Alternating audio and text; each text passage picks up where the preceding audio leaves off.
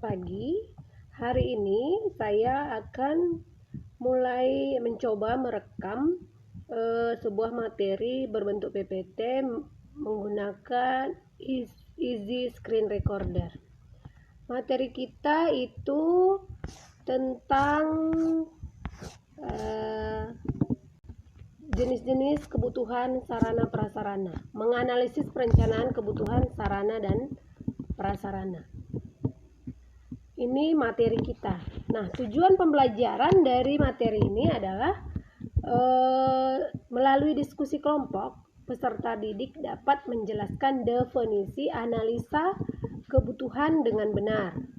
Kemudian melalui diskusi kelompok, peserta didik dapat menguraikan jenis-jenis analisa kebutuhan sarana dan prasarana dengan benar. Nah, kenapa seperti itu? Karena memang untuk perencanaan atau untuk membeli segala kebutuhan sarana dan prasarana di kantor, kita harus memiliki perencanaan yang matang agar tidak salah membeli barang yang dibutuhkan. Nah, kemudian analisa perencanaan kebutuhan itu adalah salah satu mata rantai dalam proses pengelolaan sarana dan prasarana yang tidak dapat dipisah-pisahkan hubungannya antara proses yang satu dengan proses yang lain. Analisa perencanaan kebutuhan ini berawal dari kegiatan inventarisasi yang dilakukan oleh unit pemakai atau pengguna. Kemudian berdasarkan daftar inventarisasi tadi, unit organisasi akan merencanakan macam dan jenis sarana prasarana yang dibutuhkan. Nah, ini diambil dari inventarisasi, daftar inventarisasi barang yang habis, barang yang masih ada, barang yang rusak, dan seterusnya. Nah, setelah ada daftar inventarisasi tadi, maka unit organisasi tersebut akan merencanakan barang-barang apa yang akan dibeli. Kemudian ini ada beberapa pertimbangan dalam kegiatan analisa perencanaan tadi. Nah, pertama, harus mengklasifikasi alat atau sarana prasarana yang dibutuhkan. Diklasifikasikan maksudnya mana barang yang lebih penting dulu dan mana barang yang boleh dibeli setelahnya, gitu ya.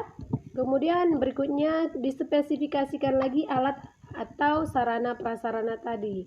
Dispesifikasi maksudnya itu lebih dispesifikkan, lebih didetailkan mana yang memang dibutuhkan, paling dibutuhkan maksudnya. Kemudian yang berikutnya di mana lokasi mana alat, di mana atau lokasi mana alat atau sarana prasarana akan digunakan.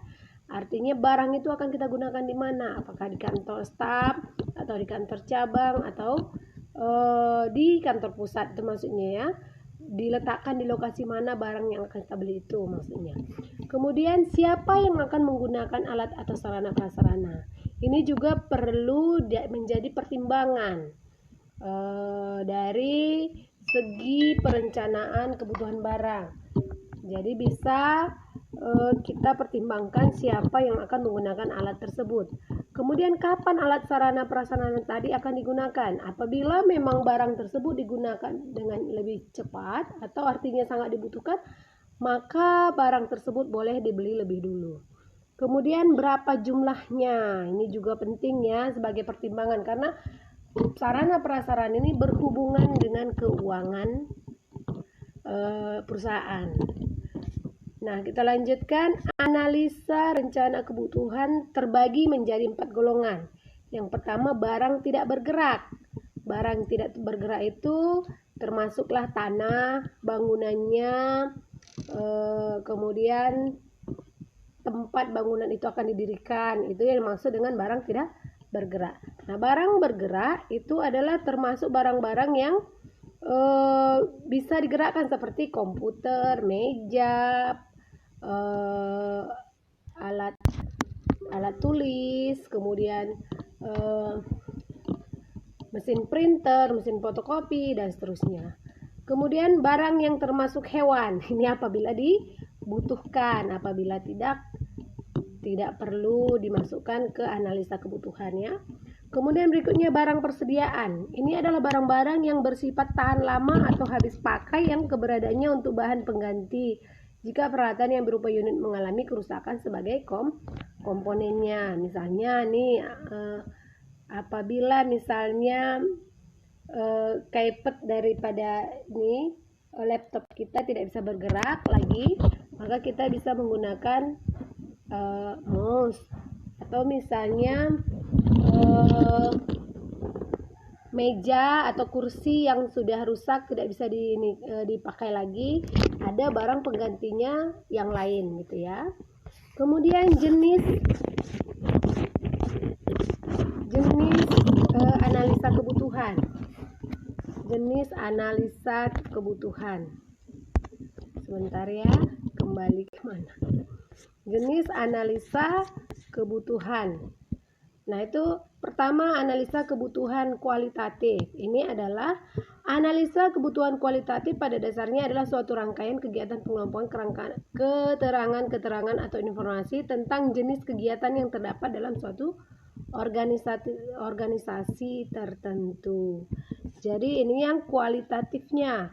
Kemudian analisa kebutuhan kuantitatif. Itu adalah analisa kebutuhan yang dilakukan meneliti volume dan frekuensi kegiatan yang terdapat dalam suatu unit organisasi.